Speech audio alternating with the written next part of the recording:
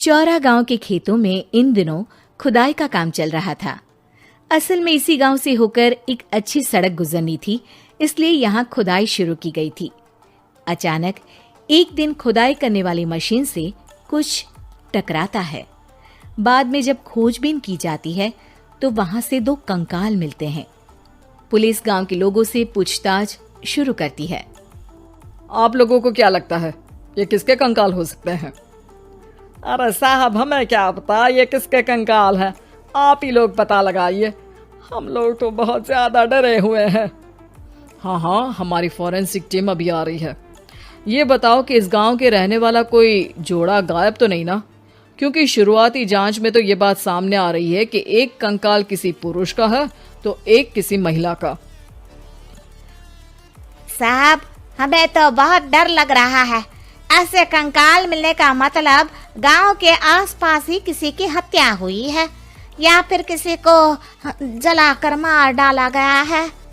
हाँ साहब, हम अपने परिवार को लेकर बहुत ही ज्यादा परेशान हैं।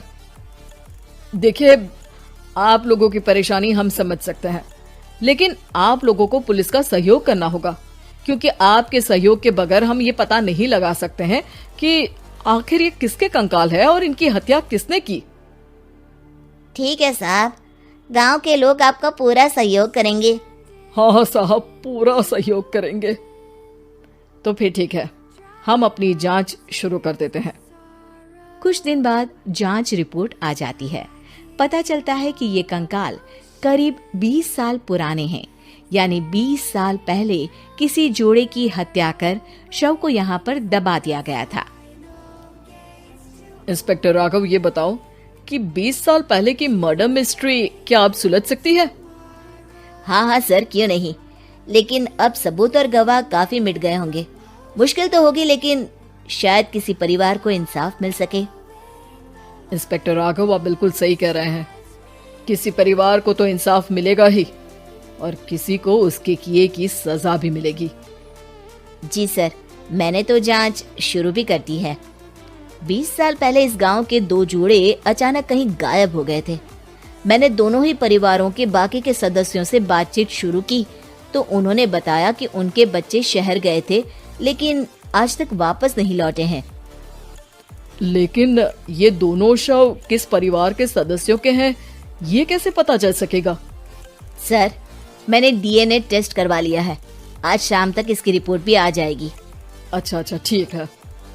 उसी शाम को सर, डीएनए रिपोर्ट के मुताबिक ये दोनों ही लाशें चौरा गांव के रहने वाले प्रधान सुल्तान सिंह के बेटे और बहू की है। लेकिन इनकी हत्याएं किसने की है, ये कैसे पता लगेगा? इसी का तो पता लगाने की कोशिश में जुटा हूँ सर। आज सुल्तान सिंह से मिलने भी जा रहा हूँ।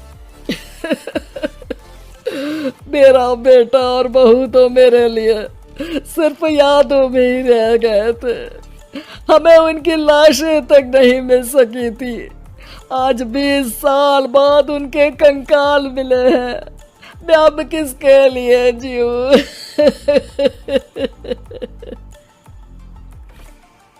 लेकिन सर, क्या आपकी किसी से कोई दुश्मनी थी? अपने बेटे बहू की हत्या के लिए आप किसे जिम्मेदार मान रहे हैं? अब मैं किसका नाम बोलूं? मेरी तो किसी से दुश्मनी नहीं थी, बस मेरे बेटे बहू को कोई वापस ला पाता।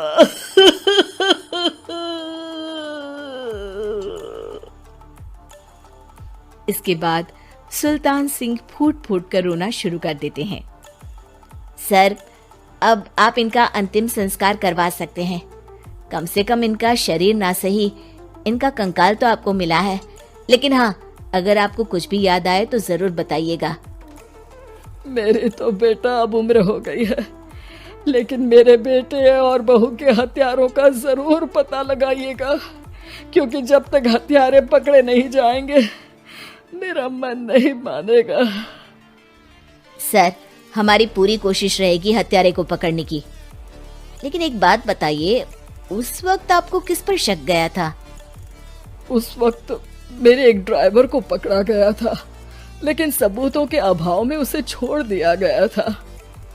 अच्छा, और ड्राइवर पर कैसे शक हुआ था? क्योंकि उस दिन ड्राइवर छुट्टी पर था। उस समय लेकिन लाश क्यों नहीं मिल सकी थी? उस वक्त पुलिस ने बहुत कोशिश की थी, लेकिन दोनों की डेड बॉडी नहीं मिल सकी थी। ठीक है, हमारी तफ्तीश चल रही है, मैं फिर आऊंगा। इसके बाद इंस्पेक्टर वहां से चला जाता है और सुल्तान सिंह अपने बेटे और बहू की याद में खो जाते हैं। कुछ दिन बाद सुल्तान सर, एक बात बताइए, जब आपके बेटे बहू की हत्या हुई थी, उसी के आसपास आपके ही गांव का रहने वाला एक और जोड़ा उसी वक्त गायब हो गया था ना? हाँ सर, अलका और अभिषेक, वो भी मेरे बच्चों जैसे ही थे।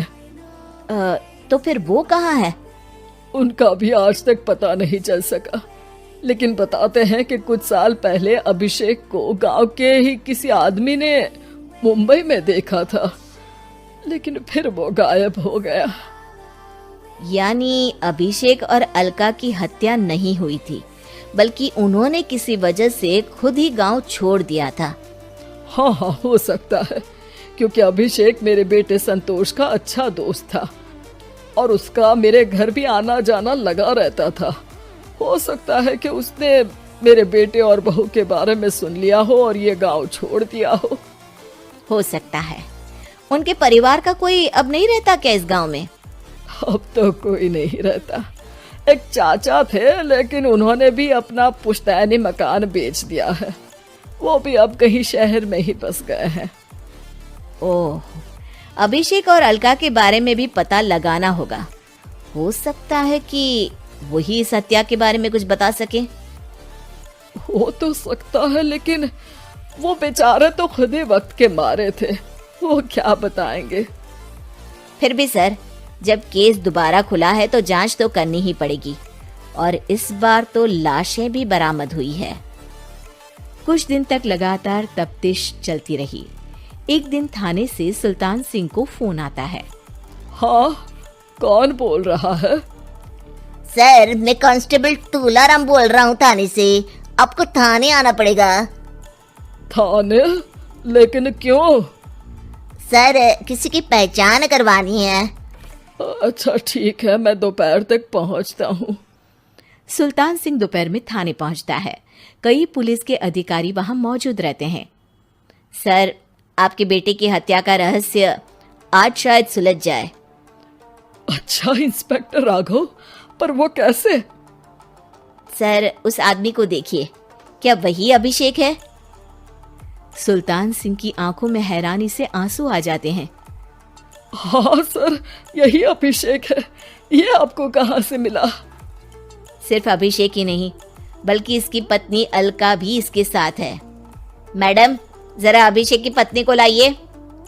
जैसे ही अलका को पेश किया जाता है, सुल्तान सिंह जमीन पर गिर जाते हैं। सुल्तान सर, क्या हुआ आपको? आप अलका को देखकर गिर क्यों गए? सुल्तान सिंह सर पकड़कर बैठ जाते हैं।